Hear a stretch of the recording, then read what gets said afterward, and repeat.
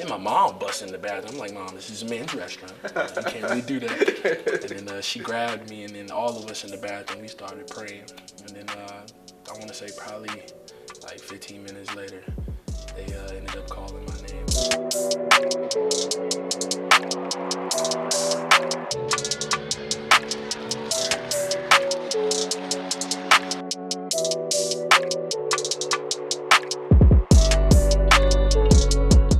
All right, GG. Yes, sir. Had about a couple months off. What has your summer been like so far? What did you do with your couple of weeks off before you could decide to come back to Memphis? I was mostly home majority of the time, get to see friends and family. Mostly friends. If my mom was here, saying she'll try to say I don't come home a lot.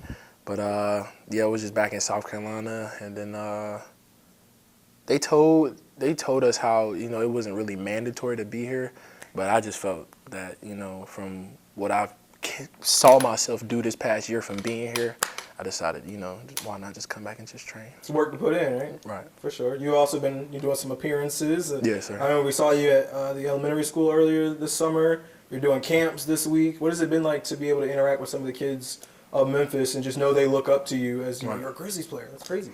I'm just trying to get my face out there as much as possible, and definitely to the the younger generation and stuff. Those would be the ones that's crazy screaming your name like G and stuff. And then also like I just look at them like dang, like it wasn't too long ago I was their age. So yeah. What does it mean to be able to see some of that, knowing that you were that kid at one point or another, and now there are kids screaming your name wanting to be like you? I just think about how different. I don't want to use the word old heads, but for the sake of this, I'll use it. They used to talk to you about different things that was gonna come your way, like like the girls would come, but you got to put in the work, you gotta do this and all that. And now I see myself saying those exact same things to the younger kids. So it makes me if I could go back in time when I was a younger kid, just listen a little bit more. So yeah, there's nothing new under the sun. I remember right. my dad would always say that. Like, you've been 19, you haven't been 40, right. that kind of thing. My dad used to say that to me all the time. I never used to sir. get it, and now I'm kind of like at that age. I'm like, okay, yeah, similar story. Have off season runs kind of started? You've been in some gyms with some folks yet? Not really, but we've had a couple 4-on-4 sessions here, and definitely been battling with my dog Jake LaRavia a lot. And there's been some days where he done put the belt to my behind, and other days where I've come out on top. So what's that competition been like with some of those young guys? Compared, I will say we don't try to take it lightly on each other because iron sharpens iron, and for me that's just more experience in my opinion because he has a year under his belt in the league, so maybe I can pick up on like what little details he does if he drives to the basket. I took one of them today. He tries to go with his elbow to get around you, so I just try to learn a couple things from those guys. What has it been like to be relatively unknown? I mean, we knew you were reclassified, you were the number 1 recruit at one point, but now, your star is here. How have you been able to kind of manage some of what that adversity looks like? It's what I asked for a lot when I was younger, and I tried to mold my personality in a way that it can fit, being in that kind of spotlight. And I will say it's not quite there just yet, but I always try to tell people, just give me a year, just give me a year. But all glory to God. He said, you gotta let your light shine, and we're starting to, try out different light bulbs. So figure out what that light looks like, right? Right. And social media too. I mean, I'm sure you're in that generation where social media plays such a big part. How do you handle? Hey, people are chatting on social media, and at the same time, like I gotta let myself be myself. Right. My sister, she actually controls my Instagram and Twitter. For the people that think I'm lying, she does. And she used to create like burner accounts to like snap back at the people and stuff, but over time, like we'll sit on the phone and like be laughing about like, look what this person just said. And it's crazy to have both opinions, and for me, I see that as a blessing. I'm on your mind, so that's good for me. Right. Not all press is good press. Right. Kind of a little bit like that. Just kind of back on the workout session part of it. I know you talked about last summer. Yes, sir. How there was time you would come home after runs, after workouts, practices, whatever it may be, just and cry. Right. And I'm just wondering, have there still been tears, or do you feel like you're holding your own these days? I definitely feel like I'm holding my own, but there's always room for improvement. They want to see me, more capable or show more capability on defense, so I got to step that part of my game up. But now it's more sort of like tears of joy. It still really doesn't feel real, and especially doesn't feel real now with this upcoming draft. Like, I know basically every body that was a freshman in college that's in the draft. I know all those guys, so it's kind of like a surreal moment for all of us. Like, we were just at camp talking about how we wanted to be here, and we all get here together. So they got the video over top of it, right? Mm-hmm. I'll show you that part.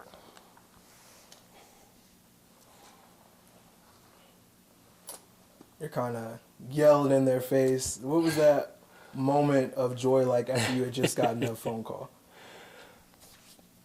We were always just sitting there for so long, like hours. Like, I got tired of wearing that suit. I ain't gonna lie. But I had all my family members with me and all my friends and stuff. Even like friends from when I was like way younger. Like, it was a lot of people out there that showed support. And then that same night, but before my name was called, the pitch just keep going down and down. I stepped into the bathroom, and then I didn't come out for a little bit. And, a couple of the guys came in like, bro, you straight? They're going to call your name. They're going to call your name.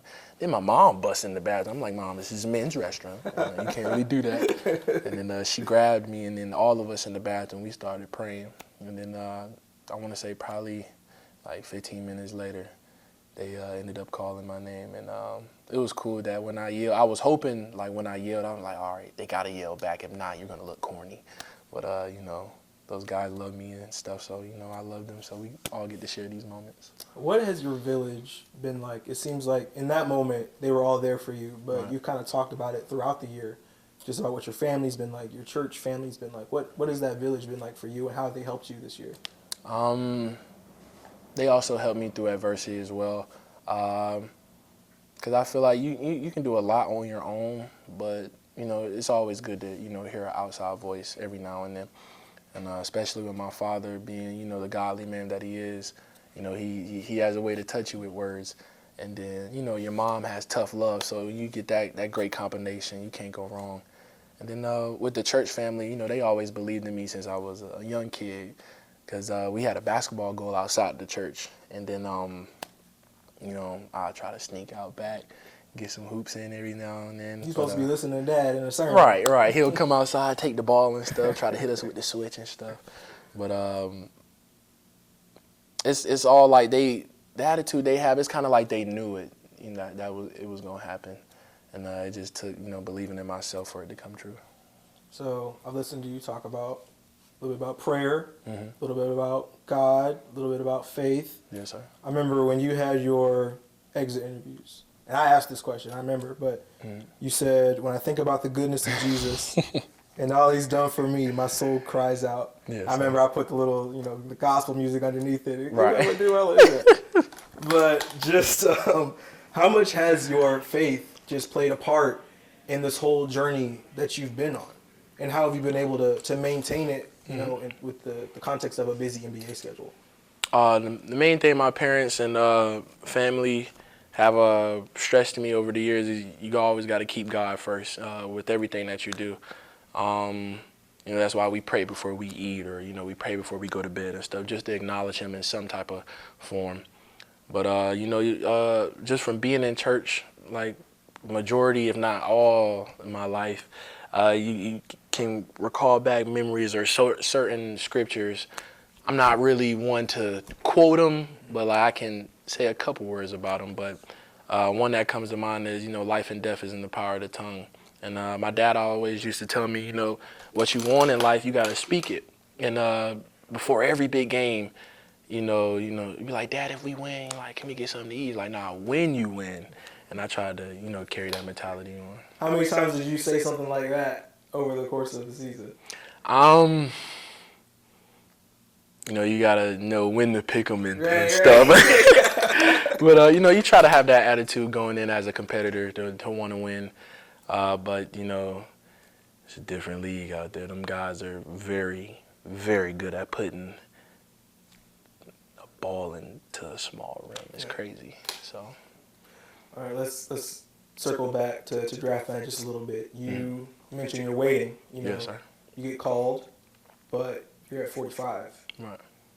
First, just what was that anxiety like of sliding to 45? And then when you did get your name called, why do you think you slid as far as you did?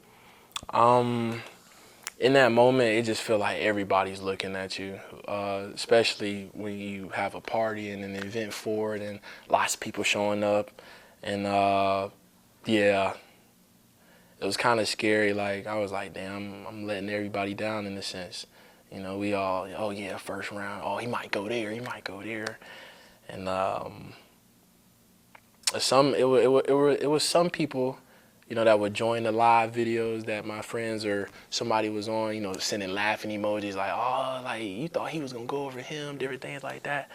So that was probably the most down I've been, other than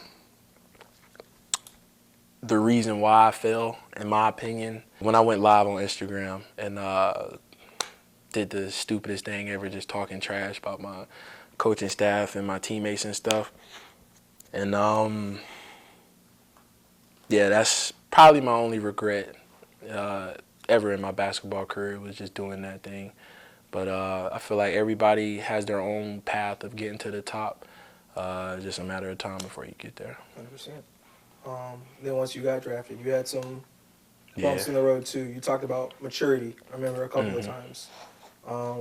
You had, we won't get into why or how, but we saw those bumps in the road. Yes, sir. How much do you think you've grown from, the moment you got that phone call to where you are right now? Other than the 12 hairs on my chin, I feel like, being out here in Memphis, I've learned to keep the main thing.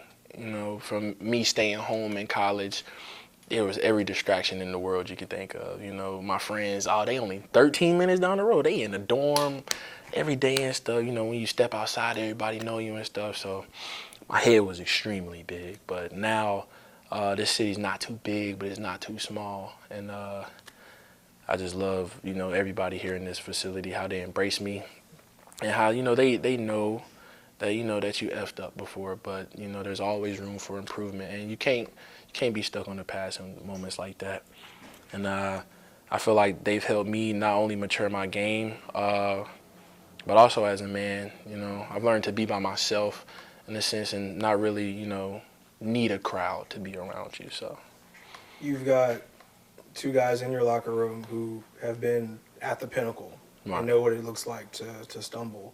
How have D Rose and John Morant kind of helped you manage all these new expectations that you might have, not just from the stardom that you've gotten, but just being, a ball player and people recognize you in the street and stuff like that? Derrick Rose, or as we call him Pooh a little bit. He's one of the most professional, if not the most professional athlete that I've ever been around. Just his approach to the game, even when he leaves the gym, you can just tell by his walk, like, yeah, that's a pro. We've had a couple of talks, especially when I first got here, because, that's D Rose. I got to talk to him. Right. And, he gave me a little insight on, how the business of things work. And just on, how you said maturity earlier, he was on my behind a little bit too when, those bumps were there and stuff. And then with Ja, kind of got to grow up with him a little bit. So he embraced me immediately as soon as I got here. And he expressed to me, he was like, you ain't gonna be in the G League for long. All you gotta do, you just really gotta stay on your P's and Q's, because the basketball gonna take care of itself. And, just be a pro, basically, on time to things. You sit with your chest up, different things like that. So, what were those days like in the G League with the hustle? I mean, you were eating down there. And, it's obvious to everybody else, when they go call Gigi yesterday, right. People getting injured or the roster's getting a little thinner. Yes, sir. What were those days like, and how did you approach your days with the Hustle? When I was with the Hustle, like I only watched G League games, and like every now and then, if it was like a big game, like the Bucks against the Lakers or something like that, maybe. But I devoted everything I had in me, to being the best version of myself that I could be in the G League, and I will never ever forget my time down there. All my teammates with the G League, I still call those guys as well. And then Coach Jason March, I remember when I first got to Memphis, he said, like, I don't expect you to be here with me long. He was like, just do what you got to do. And then, like, it's time to make money with the big team. And I feel like the same way I approach NBA games now, I had that same approach in the G League. Because at the end of the day, you're still a pro in the G League as well. But you can't really look at titles. So. For sure. When that call did come, what were the emotions like when you got that call to get the standard contract and you knew you were going to be, with the team the rest of the year? It was scary, like super scary how fast it came. And, my dad was telling me, when you ask God for things, you never know, the timing of it. But, he's an on-time God. So I remember after the game, they pulled me into the office. I was like, did I do something? Like, am I in trouble? And then when they, Mr. Zach, God sent him directly from heaven, man. Mr. Zach, I'm trying not to get emotional a little bit, but Mr. Zach is a very important piece of my life.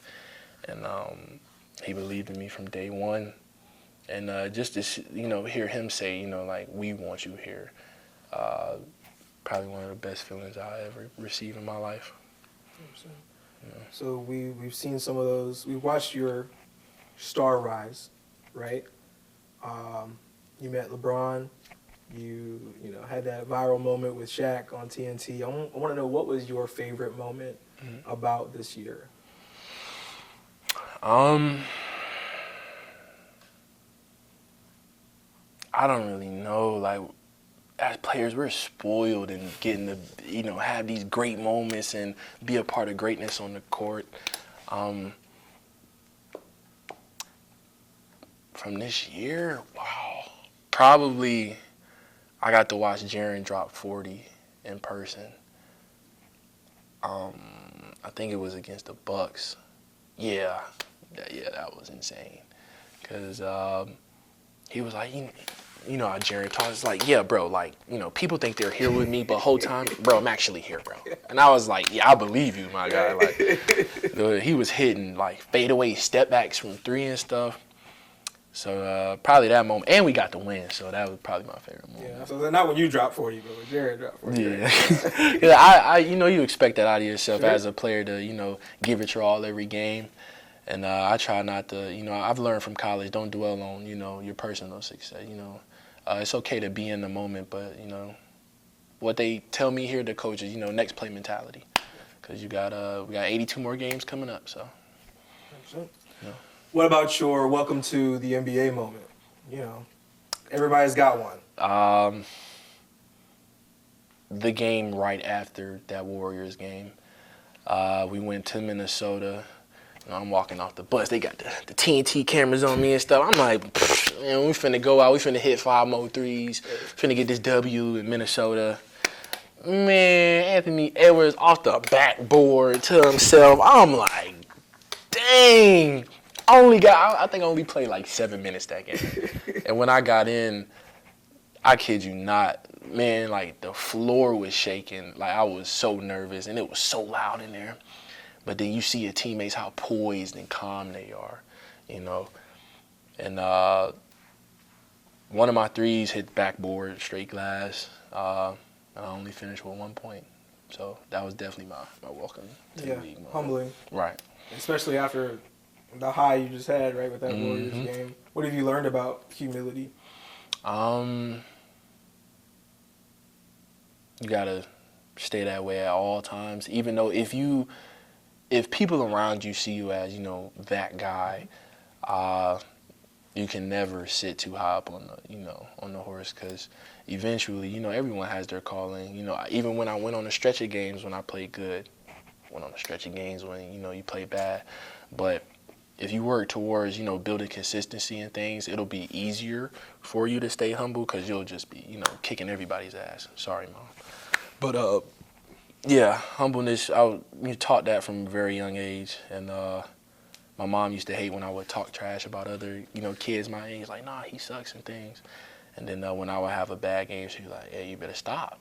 So, you learn different things like that to, try to keep you down and level-headed, So humility, that came in them dog days in South Carolina. Oh, yeah. That was long before the NBA. Oh, yeah, for sure. You had a phenomenal year, man. 4th in scoring in rookies, getting named, all-rookie second team. And I know we talked to you a little bit about this before, but I'm just kind of wondering, what was that initial reaction like when you got, that notification or that call that you had gotten it?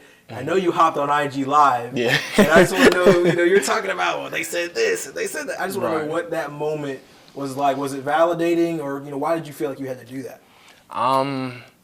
It was kind of, well, I didn't pass English with a high grade, so I'm not even going to try to attempt the word.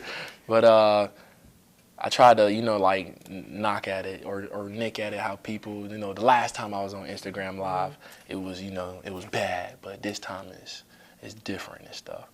But I was home alone and Miss Winter called me. And I kind of had a feeling what she was calling about, because, the weeks prior, we was like, when are these teams going to come out, So as soon as she called me, she said, Gigi, I needed you to go. I hung up immediately. I checked my phone. Man, I started crying. I had a silent praise break by myself, just stumping and jumping and dancing all around the house.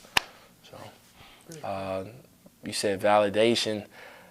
It definitely, I had those feelings as well, but I also had the realization, I can't be complacent. I gotta get more. And then I was like, I won this for myself. How can I, add this winning attitude to the team?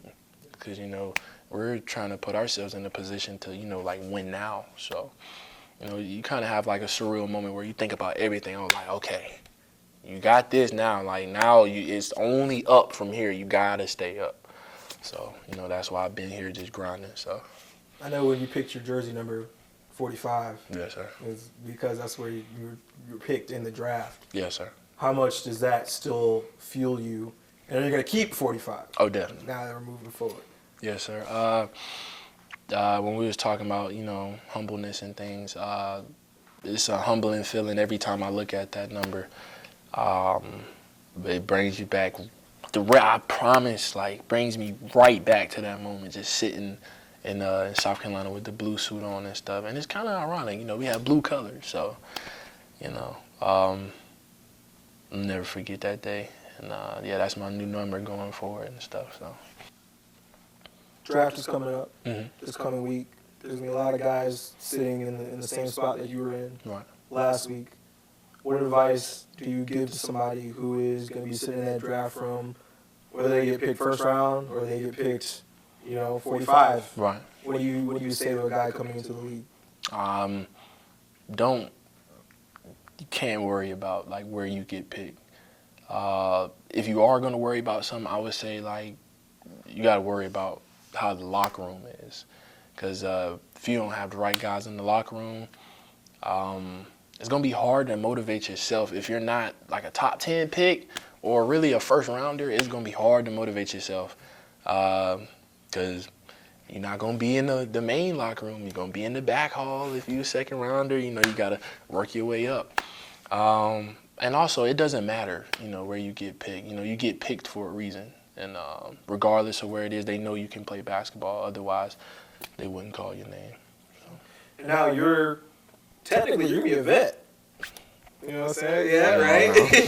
You're going to be a vet. So how do you go about mentoring, whoever comes in this locker room, whether it's 3 picks, I think I have, but how do you go about mentoring the guys who are going to come in here and have been, in the same shoes that you've been in?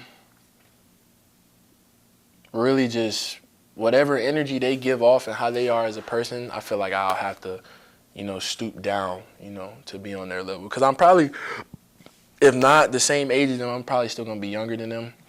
But I'll have to assert myself to let them know like, hey, I know certain things that y'all don't know, like how to do this and how to do that. But and to let them know like, hey, like I'm your guy. You ever need anything, like let me know, because I live alone. I'm bored, so just let me know. So. All right, so you've had a full season in the NBA. Yes, sir. Where do you think you developed the most this year? My shot, for sure. I've never been considered a guy who can shoot the ball at an efficient rate. Efficiency went up a lot. Still gotta work on defensively, but just in my opinion, the ability to stay in front of those, the Shays and LeBrons and stuff for longer than 3 seconds, I feel like that's improvement there. But I still got to work on that. And awareness, for sure, because you got to see a lot. It's a bigger court, longer court.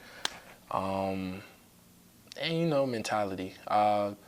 Before getting to the main roster, even on the G League team, it didn't necessarily feel like I was in college or high school, but the position that I was in, like they know that you're the guy on the team, basically. And you got to change that mentality because there's 5 other guys on that team. And I still really haven't learned my role just yet, but, as time goes on, I'm still figuring that out. And, man, when we develop that, I feel like it's going to be very scary. And have you set any goals or expectations for yourself for this coming season? Yeah, only goal other than, the sophomore, the rising stars or whatever it's called, just consistency, just and being, in that conversation with those guys of the team, when they talk about, coming out, it's Ja, Jaren, Dez, Marcus, Vince, and, hopefully I can be in that conversation with those guys. Anything you want to add about your summer, about your year? I didn't ask you. I'm getting stronger, a lot stronger actually. I don't know if it's my man body starting to fill out a little bit, but I was like 210, floating around 210, 11 during the season. I'm at like 219, 220. Okay. Yeah. Go fast. Yeah. So summer league, watch out for the shoulder. It's coming. It's coming.